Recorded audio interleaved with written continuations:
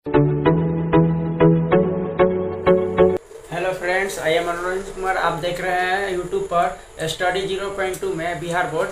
देखेंगे कि कक्षा 10th का चैप्टर 4 मतलब इस हिस्ट्री का रोलेक्ट एक्ट में। तो यहाँ पर देखेंगे कि रोलेक्ट एक्ट क्यों लागू किया गया, कब लागू किया गया और किसने लागू किया।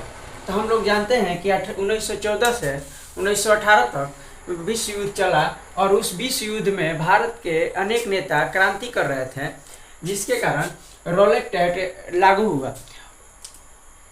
इसमें किसी भी नेता को या किसी भी व्यक्ति को गिरफ्तार कर लिया जाता था शक के आधार पर। इसलिए इसे रोलेक्ट एक्ट को हटाने के लिए जलियांवाला बाग में समझौता हुआ था। इस हम बात को बताए थे। तो देखेंगे कि इसको क्यों लागू हुआ था। तो लिखेंगे क्रांतिकारियों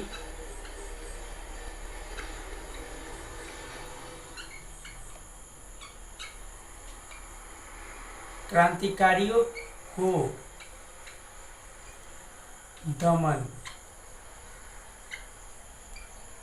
करने के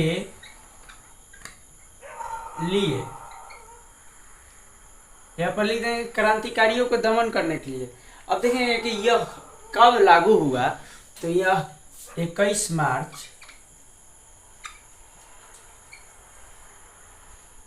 1919 में लागू हुआ। और किसने लागू किया तो बता दें कि एक अंग्रेज का कोई अफसर था जिसका नाम था सर सिडनी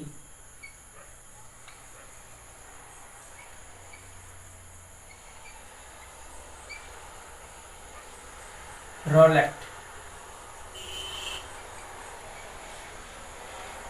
सर सिडनी रोलेक्ट नाम था उसका।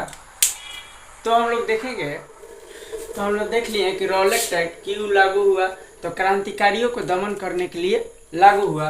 कब लागू हुआ तो 21 मार्च 1919 को लागू हुआ। और किसने लागू किया तो सर सिडनी रोलेक्ट ने लागू किया। अब इसका देखेंगे कि परिभाषा किस तरह दिया जाएगा। देखते हैं। प्रथम विश्व युद्ध के समय एक एक्ट लगाया गया जिसे रोलेक्ट एक्ट कहा जाता है। इसे रोलेक्ट एक्ट इसलिए कहा जाता है क्योंकि सर सिडनी रोलेक्ट ने यह एक्ट 21 मार्च 1919 को लागू किया था। मतलब कि जो रोलेक्ट एक्ट सर सिडनी नाम के एक अफसर ने लगाया था और यह एक्ट 21 मार्च 1919 को लागू हुआ।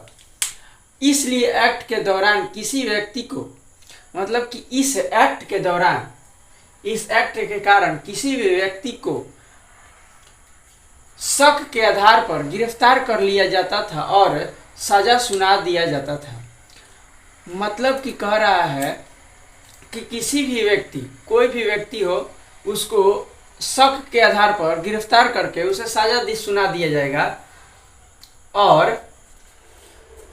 और बिना अपील, मतलब कि जो मुजरिम है कुछ भी बिना बोले और बिना दलील कुछ भी वार्तालाप नहीं कर सकता और बिना वकील, वो अपने पक्ष से वकील भी नहीं रख सकता, बिना वकील के ही फैसला हो जाता था। वहाँ पर जो मुजरिम होगा वो अपना तरफ से कुछ भी नहीं कर सकता, ना वकील रखेगा, ना दलील करेगा, नहीं अपील करेगा। उसका फैसला खुद पर खुद अंग्रेज कर देंगे। इसलिए इसे काला कानून भी कहा जाता है। इसलिए इसे क्या कहा जाता है, काला कानून भी कहा जाता है।